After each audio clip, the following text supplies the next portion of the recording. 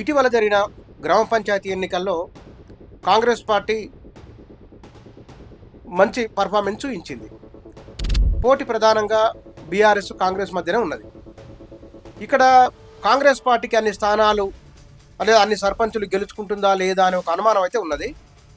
కానీ ముఖ్యమంత్రి పనితీరు లేదు, ఆయన ప్రజలను ఒప్పించిన తీరు, ఆయన ఇచ్చిన నమ్మకం, ఆ మేరకు స్థానాలు ఇచ్చింది కాంగ్రెస్ పార్టీకి. బీజేపీ పర్ఫార్మెన్స్ అంతంత మాత్రమే, దాని పెద్ద పార్టిసిపేషన్ లేదని చెప్పవచ్చు. అక్కడక్కడ కొంత ప్రభావం చూపించినప్పటికీ చాలా అల్పం స్వల్పం. కాంగ్రెస్ బీఆర్ఎస్ రెండింటి మధ్యనే. ఈ 2 ఏళ్ల కాలంలో కాంగ్రెస్ పార్టీ ఇచ్చిన హామీలను వాస్తవానికి అమలు చేయలేకపోయింది. కారణాలు కూడా వాళ్ళు రోజు ఏదో చెప్తున్నారు వాళ్ళు, కానీ ప్రజలు కూడా వాటిని ఎందుకు మీరు అమలు చేయలేదు అని పెద్దగా నిలదీస్తున్న సందర్భం లేదు. వారి ఆవేదనను కూడా బయటకు వచ్చి అంత తీవ్ర స్థాయిలో వ్యక్తం చేస్తున్న సందర్భం అంతకన్నా లేదు. ఇది గ్రామీణ ప్రాంతానికి సంబంధించిన అంశం. ప్రధానంగా అక్కడ వ్యక్తుల ఆధారితంగా ఉంటుంది. ఈ ఎమ్మెల్యేతో బాగుండాలి, నిధులు తెచ్చుకోవాలంటే, రాబోయే అసెంబ్లీ ఎన్నికల నాటికి గ్రామంలో అభివృద్ధి ఉండాలంటే కనుక అధికార పార్టీకి ఓటేస్తే బాగుంటుందనే అభిప్రాయం చాలా మందిలో ఉంటుంది. ఈసారి బీఆర్ఎస్ కాంగ్రెసు చాలా పార్టీలు ఒక అభిప్రాయానికి వచ్చి చాలా గ్రామాల్లో సర్పంచ్ అభ్యర్థులను గెలిపించుకున్నారు పార్టీలకు అతీతంగా.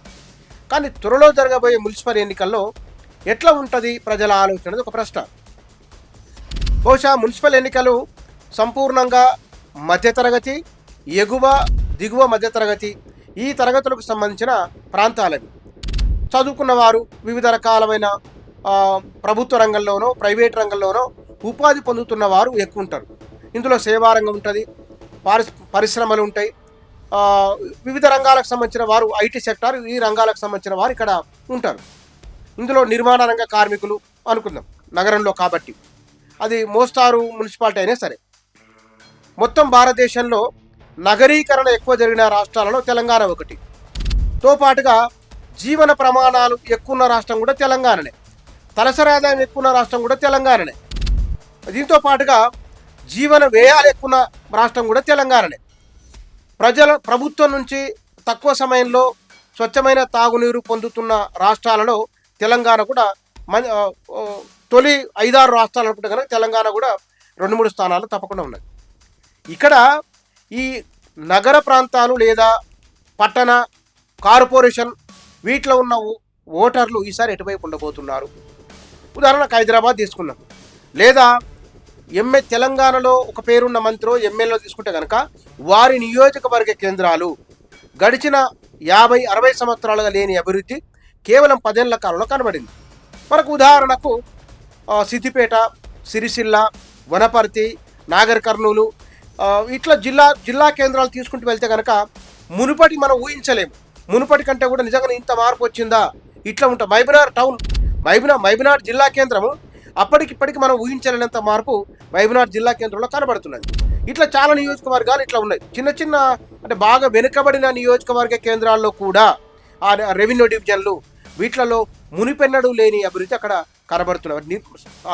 రోడ్ల విస్తరణ కానీ, పరిశుభ్రత విషయంలో కానీ, పచ్చదనం విషయంలో కానీ ఒక మార్పు కనబడుతున్నది. ఈసారి మున్సిపల్ ఎన్నికల్లో ఓటర్లు ఎటువైపు ఉండబోతున్నారు? నిజంగానే కాంగ్రెస్ పార్టీ ఈ 2 ఏళ్ల కాలంలో ప్రజల ఆలోచనకు అనుగుణంగా లేదు, వారి అంచనాకు అనుగుణంగా లేదు అంటే బహుశా ఆ మేరకు ఆ ప్రభావం ఉండవచ్చు. రెండవది, సరేలే వీళ్ళకు ఓటేసినా వేయకున్నా సరే ప్రభుత్వం అయితే కాంగ్రెసే ఉంటుంది కాబట్టి అని గ్రామీణ ప్రాంత ఓటర్లాగానే ఆలోచన చేస్తారా తెలియదు. 2, కాంగ్రెస్ పార్టీ ఈ 2 ఏళ్ల కాలంలో ఏదో కొంత ప్రయత్నం చేస్తున్నదిలే, చూద్దాములే, ఇందిరమ్మ ఇళ్ల విషయంలో పురోగతి ఉంది, లేదు గతంలో డబుల్ బెడ్రూమ్లే బాగున్నాయి, లేదా డబుల్ బెడ్రూమ్ ఇవ్వలేదు, ఇందిరమ్మ ఇళ్ళే బాగున్నాయి, కరెంటు బాగుంది, నీళ్లు బాగున్నాయి, ఈ అంశాలు ఎజెండాగా ఉంటాయా? ఉంటే ఓటర్ ఆలోచన ఎట్లా ఉండబోతున్నది? కాదు. బీఆర్ఎస్ అధికారంలో ఉన్నప్పుడే ఏదో ఒక ప్రయోగం జరిగింది, డబుల్ బెడ్రూమ్ ఇల్లు. అందులో ఉన్న వాళ్ళకు ఏ కులమో తెలియదు, అందరూ ఉన్నారు, పేదలైతే చాలు, పేదలకు అర్హులైతే చాలు, వాళ్ళకి ఇచ్చింది కాబట్టి వారే బాగున్నారు అని అనుకుంటారా? లేదా వాళ్ళు కరెంటుకు డబ్బులు ఖర్చు అయి ఉండవచ్చు, బడ్జెట్ భారం పెరిగి ఉండవచ్చు, అప్పులై ఉండవచ్చు, కానీ మిషన్ భగీరథ నీళ్ళు వచ్చినాయి, కన్నారపకుండా కరెంట్ వచ్చింది కాబట్టి బీఆర్ఎస్ కోటేద్దామంటారా? తెలియదు మనకు. లేదు, కాంగ్రెస్ పార్టీ గడిచిన 5 సంవత్సరాలు, ఇప్పుడు 2 సంవత్సరాలు, ఈ 7 ఏళ్ల కాలంలో వరుసగా బీఆర్ఎస్ పైన నిరంతరం ఆరోపణలు చేస్తూనే ఉన్నది. వీళ్ళ అధికార ప్రదర్శన, సంపద ప్రదర్శన జరిగింది అని, వీటిపైన దర్యాప్తు, ఇతరుల ఫోన్ ట్యాపింగ్కి సంబంధించింది ఇరిగేషన్ కాళేశ్వరానికి సంబంధించింది, కరెంటుకు సంబంధించింది, ఇట్లా చాలా విషయాలు నిరంతరాయంగా ప్రజల్లో ఏదో రూపంలో చర్చ ఉండే విధంగా కాంగ్రెస్ పార్టీ ప్రయత్నం చేస్తూ ఉన్నది. ఈ ప్రయత్నాన్ని నిరంతరం ప్రజల్లో జరుగుతున్న చర్చ ఇంకా బీఆర్ఎస్కు అనుకూలంగా ప్రజల మనసు ఆలోచన మారలేదు అనే దానికి ఒక కేంద్రంగా మున్సిపల్ ఎన్నికల ఫలితాలు ఉండబోతున్నాయో చూడాలి. ఇంకొక అంశం, ఇక్కడ కాంగ్రెస్ పార్టీని బలంగా టీఆర్ఎస్ కౌంటర్ చేయలేకపోతున్నదని భావించాలి. ఎందుకు? కాంగ్రెస్ ఎక్కువ సీట్లు వస్తాయి. అంతేకాదు బీఆర్ఎస్ పట్ల ఇంకా నమ్మకం రాలేదు, వీళ్ళు ఇంకా మారాల్సి ఉందనే ఒక ఇండికేషన్ కూడా ఉండవచ్చు. తో పాటుగా వీళ్ళ బీఆర్ఎస్ నుంచి ప్రజలు ఏమైతే ఆశిస్తున్నారో, ఏ నాయకులైతే తమ వద్దకు రావాలని కోరుకుంటున్నారో, ఏ విధంగా వారు ఉండాలనుకుంటున్నారో ఆ విధంగా లేరా కూడా ఒక ఇండికేషన్గా మున్సిపల్ ఎన్నికలు ఉండే సూచన ఉన్నది. తో పాటుగా భారతీయ జనతా పార్టీ పట్టణ ఓటర్లలో గ్రామీణ ప్రాంతాలలో పార్టీ ప్రభావం లేదు. నరేంద్ర మోదీ ఫేమ్ నేమ్ కారణంగా లోక్సభ స్థానాలు అయితే వచ్చినాయి, కానీ అసెంబ్లీ నియోజకవర్గాల విషయంలో వారి పర్ఫార్మెన్స్ అంతంత మాత్రంగానే ఉన్నది. కాబట్టి ఈ నగర ఓటర్లు ఎటుపై భారతీయ జనతా పార్టీ పైన మొగ్గు చూపే అవకాశం ఉన్నదా? ఉంటే ఏమిటి? వారు ఏ విషయాల్లో మార్చుకోవాలో కూడా బహుశా కొన్ని ఇండికేషన్లను ఈ మున్సిపల్ ఎన్నికలు ఇచ్చే అవకాశం కనబడుతూ ఉన్నది. అయితే ఇక్కడ స్థానికంగా అక్కడున్న బలమైన నాయకులు లేదా ఆ స్థానికంగా ఒక్కొక్క ప్రాంతంలో ఒక రకమైన సమస్య ఉంటుంది. ఆ సమస్య పరిష్కారానికి ఎవరే మార్గాలు చూపిస్తారో కూడా ఈ అంశాలు కూడా వాటిపైన ఆధారపడి ఉండే అవకాశం ఉన్నది.